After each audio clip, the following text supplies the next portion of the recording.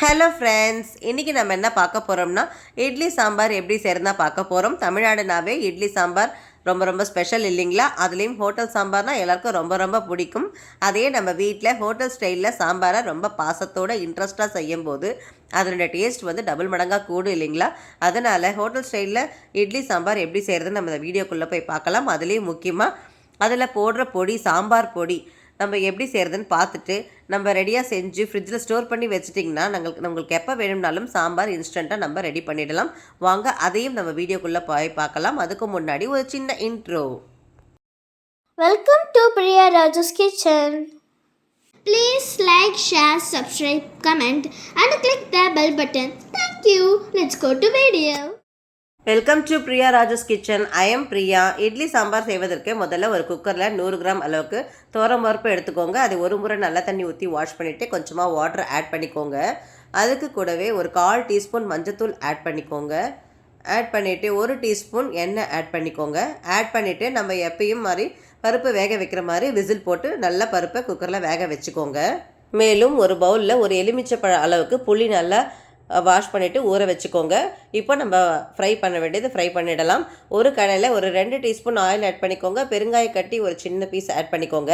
பெருங்காய கட்டி இல்லாதவங்க நம்ம பருப்பு ஃப்ரை பண்ணும்போதே அது கூட ஆட் பண்ணி ஒரு 1/4 டீஸ்பூன் பெருங்காயத்தூள் ஆட் பண்ணிக்கலாம். இது 2 பக்கமும் கொஞ்சம் பாதி ஃப்ரை ஆனால் போதும். அதுக்கு கூடவே இப்போ நம்ம பருப்பு வகையில் ஆட் பண்ணிக்கலாம். ஒரு 2 டீஸ்பூன் கடலைப்பருப்பு, 2 டீஸ்பூன் உளுத்தம்பருப்பு, 4 டீஸ்பூன் தனியா ஆட் பண்ணிக்கோங்க. ஆட் பண்ணிவிட்டு அடுப்பை சிம்மில் வச்சுட்டு ஃப்ரை பண்ணுங்கள், இல்லைனா தீஞ்சிடும்.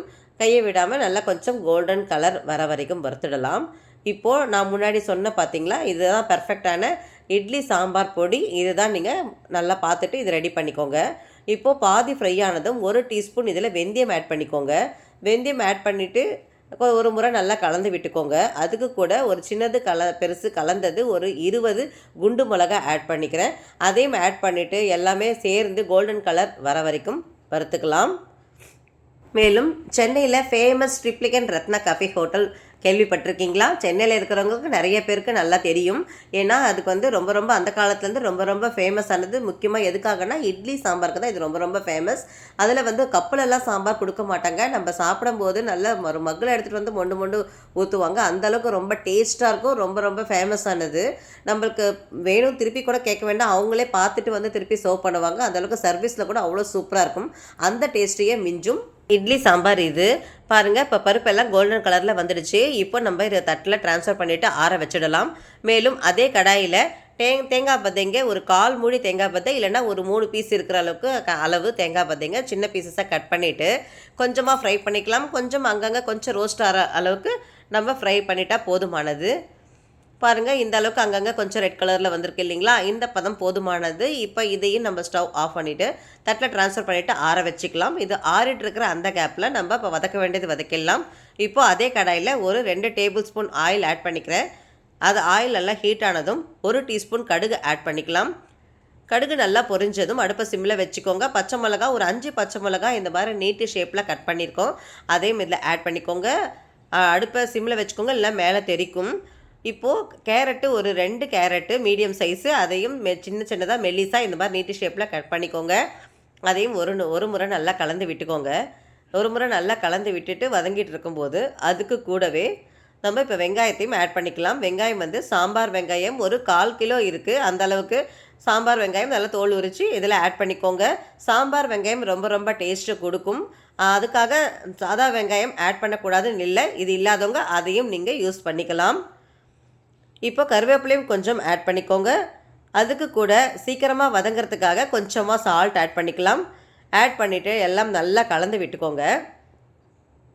நல்லா கலந்து விட்டுட்டு அடுப்பை சிம்மில் வச்சுருங்க. இது ஒரு பக்கம் வதங்கிட்டே இருக்கட்டும். அதுக்குள்ளே நம்ம பருப்பு வெந்துடுச்சா பார்க்கலாம். நம்ம பொடியும் இப்போ நம்ம அரைச்சிடலாம்.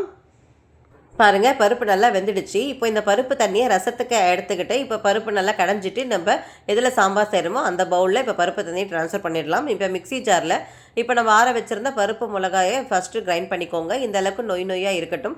இதுக்கு கூடவே நம்ம தேங்காய் வறுத்து வச்சுருந்தோம்ல அதையும் ஆட் பண்ணிவிட்டு இப்போது நீங்கள் நல்லா கிரைண்ட் பண்ணிக்கோங்க. ஓரளவுக்கு நொய்யாக தான் வரும். அப்போ தான் இது டேஸ்ட்டும் கொடுக்கும். தண்ணியெல்லாம் ஊற்றக்கூடாது. இந்த அளவுக்கு நல்லா கிரைண்ட் பண்ணிவிட்டு இப்போ இதை நீங்கள் ஆற வச்சுட்டு நீங்கள் அப்புறமா செய்கிறதா இருந்தால் ஃப்ரிட்ஜில் ஸ்டோர் பண்ணி வச்சுக்கோங்க. ஃப்ரிட்ஜில் தான் வைக்கணும். ஏன்னா தேங்காய் ஆட் பண்ணியிருக்கோம் இல்லைங்களா, வச்சுட்டிங்கன்னா எப்போ வேணால் இன்ஸ்டண்ட்டாக நீங்கள் சாம்பார் இட்லி சாம்பார் ரெடி பண்ணிடலாம். இந்த பவுலில் வாங்கிட்டு தண்ணி ஊற்றி நல்லா கரைச்சி தான் நம்ம சாம்பாரில் ஆட் பண்ணணும். எதுக்காகனா நல்ல சிறு சிறு உருண்டைகள் கட்டிடும், அதுக்காக தான். இந்த மாதிரி நல்லா கரைச்சி இப்போ நம்ம சாம்பார் பருப்பு தண்ணியில் ஆட் பண்ணிவிடுங்க. ஆட் பண்ணதுக்கப்புறமா இப்போது காயெல்லாம் எப்படி வெந்திருக்குன்னு பார்க்கலாம். பாருங்கள், இப்போ நல்லா வதங்கிடுச்சு. எல்லாமே நல்லா வதங்கிடுச்சு. காய் கூட நல்லா கட் ஆகுது. இப்போ நம்ம இதில் தக்காளி ஆட் பண்ணிக்கலாம். இப்போ ஒரு 4 தக்காளி கட் பண்ணியிருக்கேன், அதையும் இதில் ஆட் பண்ணிக்கலாம். ஆட் பண்ணிவிட்டு நல்லா வதக்கிக்கோங்க. தக்காளி நல்லா வதங்கினதும் இதையும் நம்ம அந்த பவுலில் ட்ரான்ஸ்ஃபர் பண்ணிடலாம். மேலும் இந்த சேனலை நீங்கள் இப்போ தான் ஃபஸ்ட் டைமாக பார்க்குறதா இருந்தால் சப்ஸ்கிரைப் பண்ணிவிடுங்க. சேனலை பக்கத்தில் இருக்கிற பெல் ஐக்கனே மறக்காமல் கிளிக் பண்ணிவிடுங்க. அப்போ தான் நான் வீடியோஸ் அப்லோட் பண்ணும்போது உங்களுக்கு அப்பப்போ நோட்டிஃபிகேஷனில் வந்துடும். பாருங்கள், இப்போ தக்காளி நல்லா வதங்கிடுச்சு. இப்போது நம்ம இதை சாம்பார் பவுலில் ட்ரான்ஸ்ஃபர் பண்ணிடலாம். பாருங்கள், நல்லா ட்ரான்ஸ்ஃபர் பண்ணிவிட்டு இப்போ ஸ்டவ்வில் வச்சாச்சு. நல்லா கலக்கி விட்டுக்கோங்க.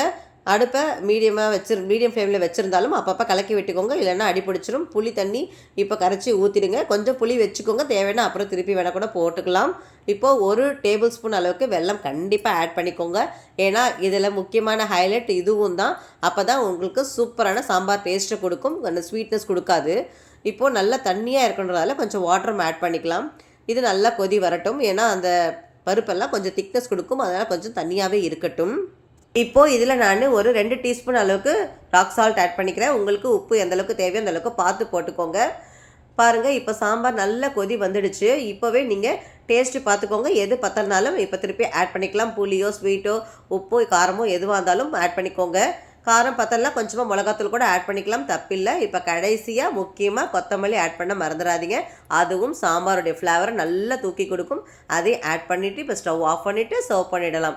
அவ்வளோதாங்க, சூப்பரான இட்லி சாம்பார் ரெடி ஆகிடுச்சு.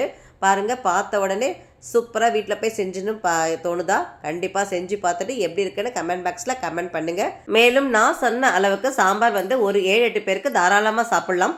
உங்களுக்கு எப்படி அதிகமாக வேணுனாலும் கம்மியாக வேணுனாலும் அது தகுந்த மாதிரி பார்த்து போட்டுக்கோங்க. மேலும் இந்த வீடியோ உங்களுக்கு பிடிச்சிருந்தா ப்ளீஸ் லைக் பண்ணுங்கள், ஷேர் பண்ணுங்கள். அப்போ தான் வீடியோஸ் நிறைய பேருக்கு போய் சேரும். மேலும் பல நல்ல இன்ட்ரெஸ்டான வீடியோக்களோட மீண்டும் உங்களை சந்திக்கிறேன். See you in the next video. Thank you. Bye bye.